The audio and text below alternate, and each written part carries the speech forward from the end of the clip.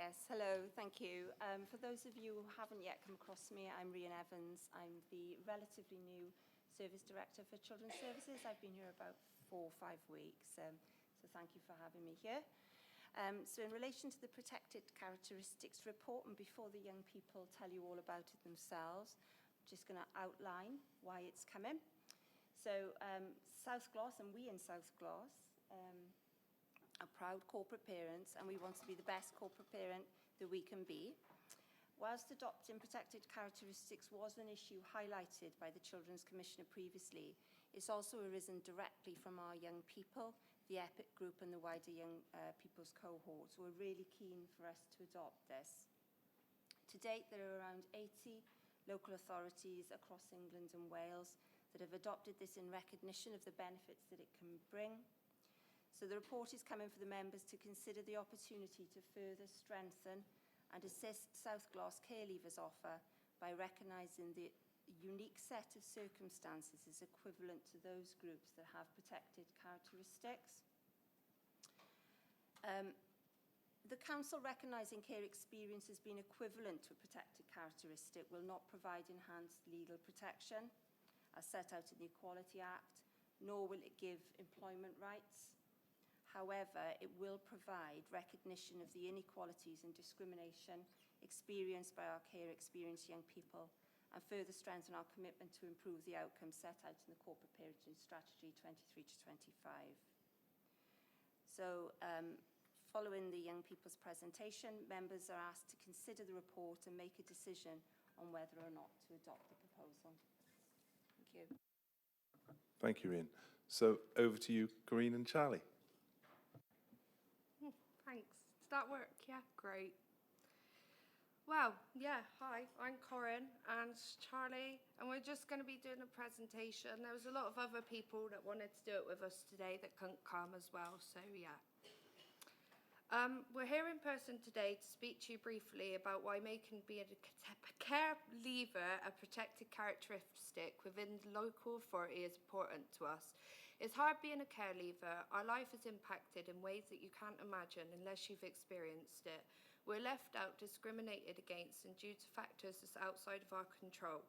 Our life outcomes due to trauma, loss, and grief are poorer compared to those who have not experienced what we have. We saw Terry Galloway on the news and read about the campaign that he took to Parliament and then the different local authorities to make sure this is a reality for care leavers, and we'd like South Gloucester to join the rest of the local authorities. We also wanted South Gloucester to recognise formally that we are discriminated against and make it a protected characteristic to show us that you do.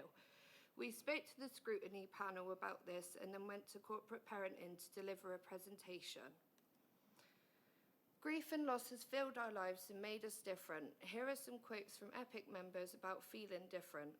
Being taken out of our homes and then experiencing another loss of moving away from a familiar place such as school is much more than just your family life. Grief isn't just death. That then turns into behaviour issues as we don't know how to manage that loss, and then it turns into you being labelled as a naughty care kid. The moment that you say you're in social services to a police or healthcare worker, they say, that makes sense. I heard a conversation between 2 girls who was in care, and one said, I might unpack my bags as I'm really happy here. The other girl said, I'd wait 2 more weeks as I hate coming home from school and my bags are unpacked. Moving around different places and areas that you've never heard of, and then you're on the motorway going somewhere on your own, then expected to do a weekly shop. I'm on my own. This is something you do as an adult when you have a child and life together. When you don't have, not a child and your life is together. I started doing this at 16. A child having to go shopping is not. A child having to go food shopping is not right. Not being able to always say goodbye to your foster carers and social workers. They mean more to us than what we mean to them. If you thought about an 18-year-old living at home, you might think that they are deciding to go to uni. When they're hungry, they'll go to their family fridge. When they're stranded after a night out and their mum or dad will pick them up. When they have no money and aren't thinking about how to pay the bills or eat or stay warm. If they move out to halls and have a party, they're not thinking about how to manage a tenancy. The people that we know have been there for them, to tend for them if they go on holiday, their mum or dad have to help them with packing. I've spent most of my life packing a bag. On the other hand, as a care leaver with so much expectation to be an independent adult at 18, my friends don't have this problem. If my friends were at therapy and didn't have a car, and they would just get a lift, I had to think about whether to get milk or an Uber from my therapy, as I can't take the bus when I'm feeling so vulnerable. I'm also jealous of my friends. I know it's not their fault, but it makes me feel so different to them. They're going on holidays, buying clothes and makeup, and I'm budgeting to make sure I can buy food and electric. When we choose to do something fun, we're choosing not to eat. We spend our Christmas alone. When we have no food, it's just a little thing of it going around not reading all that. We don't want to be adults when we're still children. We want to feel less just different to other young people our age and have more of the same change to actually be able to be a young adult and make mistakes and have fun before we're old. We haven't had a lot of fun in our lives, that's why we're in care in the first place. We hope that the local authority can recognise this. Thank you for listening.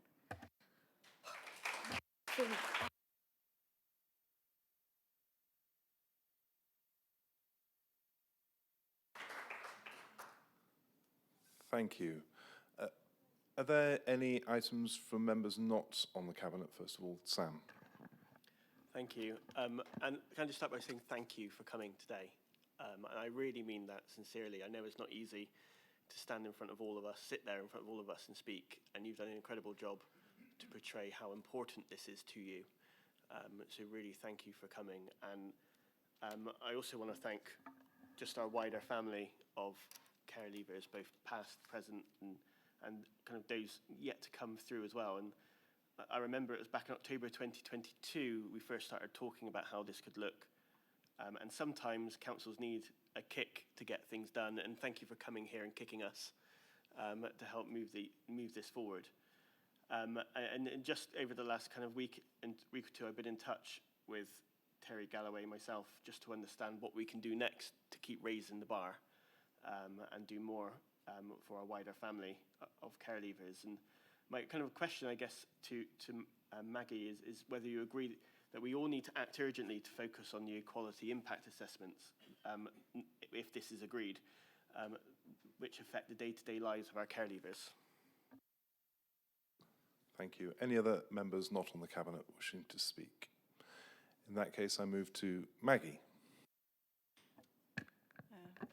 Thank you, Ian. Yeah, the first thing I want to do is say thank you to Corine and Charlie, because they've done a fantastic job. I know they were hoping there would be some more support with them, but you've done a great job, and it's a really powerful presentation, I think, for people to hear your direct experience.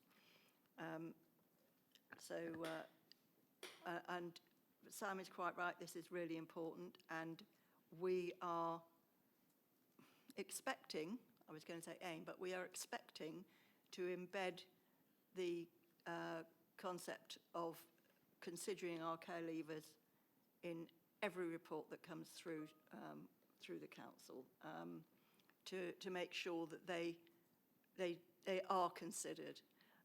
It is unfortunate, I think, that the government didn't decide to make this a protected characteristic in law, and I would still like to lobby to get that to happen, because I do think it's important, and it's one of the reasons that it's taken a while to get to this point, is that we've been trying to make this as thorough and impactful a report as we possibly can. But without that legal backing, it's quite difficult. But we really want the culture of the council to always think of our care leavers, because as we will see in the report that we've got to come back to now, the whole concept of being a corporate parent should mean that they are the first people we think of, really, as we would our own children. I think most of us here would agree that that should be the case. I hope all of us. I don't want to leave these people sitting here too long, and I think we all appreciate how important it is to pass this through formally as a resolution of council of the cabinet, and to finally sort of make it formal. Although we have been working on it for a while, and we have been, I think, getting those thoughts embedded, certainly through the departmental officers. Part of what we've been doing to support this is to reorganise the corporate parenting board, to get a strategic overview from the senior leadership team and councillors and other partners, and to have the work streams and senior officers working beneath that to really sort of move forward with the work. And I think that new structure should make sure that this gets embedded through those departments and through those reports in those departments. So I think I won't keep them sitting here forever listening to me, so I will just propose that we propose the recommendation. Thank you, Maggie. And do we have a seconder for that, please? Sean. Thank you very much, Sean. Would you like to speak now or at all on that, or reserve remarks? I'll just speak really, really briefly, because like Maggie, I don't want to keep you hanging around too long, but I just want to say thank you. Coming to a stuffy old meeting like this, and to present something as important as you have, and to do it with grace and humour, and to leave us all with a smile on our faces as you've done so, is not to be underestimated, the power of doing that. So thank you very much. Please come back again soon. Thank you, Sean. Any other members of the Cabinet wish to speak on that? Allison. Yes, thank you. And I'd just like to say, as Cabinet Member for Equalities, I will look forward to making sure that all our policies and decisions have our care levers at the heart of them, and that we make sure we work really hard to remove any barriers that you might face and any inequalities that you might face as well.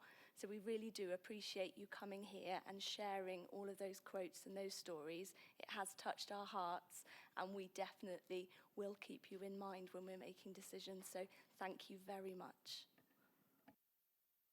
Thank you, Alison. Any other members? So we'll go to the vote as that has been proposed and seconded. We're so proud of the work that you've done on that. Thank you so much. And now I'll go to the vote. All those in favour of the recommendations? And anyone against? And there we go. A massive round of applause to both of you for your work.